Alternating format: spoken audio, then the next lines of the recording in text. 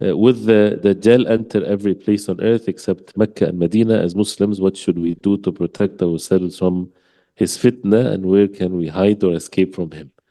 Dajjal is the biggest fitna that ever afflict the human beings altogether, and there's no messenger unless he warned his people from Dajjal. And the Prophet ﷺ warned the Ummah from the Dajjal in a way that no messenger before did. And one of which is the Prophet ﷺ, he said, وَأَقُولَ لَكُمْ مَا لَمْ يَقُلْهُ نَبِيٌّ قَبْلِي, that I would say to you something that no prophet before said about him, that he is a'war, he has a bad eye, and written between his eyes kafir, and only the believers would read it. Even if the believer is illiterate, he does not know how to read and write. And there are many ahadith that talks in details of what to do. He would not enter Mecca and Medina, but Mecca and Medina will shake, and every hypocrite will be expelled from it. So also it requires for the person to be upon al-Iman, to be saved from ad-Dajjal, because the fitan that he brings is severe ones, which shake the hearts, because he is someone that do actions that only Allah subhanahu wa ta'ala would do. Command the skies to rain and it rains, command the earth to bring its treasures, it comes out.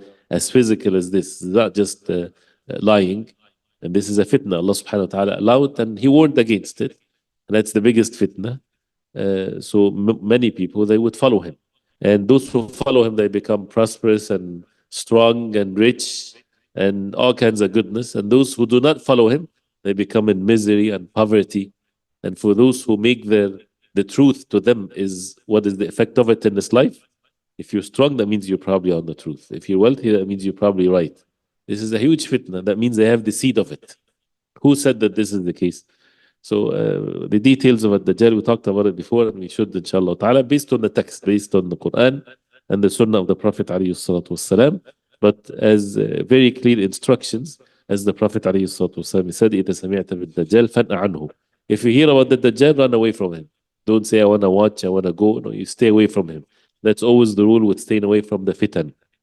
And if a person has to face Dajjal after running away from him, then is to recite the first 10 verses of Surah Al-Kahf, and in some of the narrations, the last 10 verses of Surah Al-Kahf.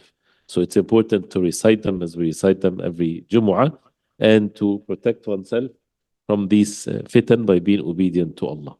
And he has Jannah and fire with him, garden and a fire. The Prophet ﷺ, he said, if a person had to be tested, go to the one that is fire.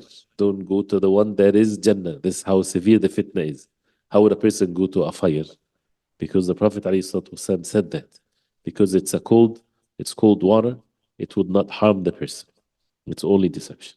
May Allah protect us. And also one of the ways is to seek refuge in Allah from the fitna of the Dajjal after each tashahud before salam. You seek refuge in Allah from 4 things. Hellfire, the fitna of life and death, the fitna of the Dajjal, and the fitna and the punishment of the grave. Not to be missed whatsoever before every salah.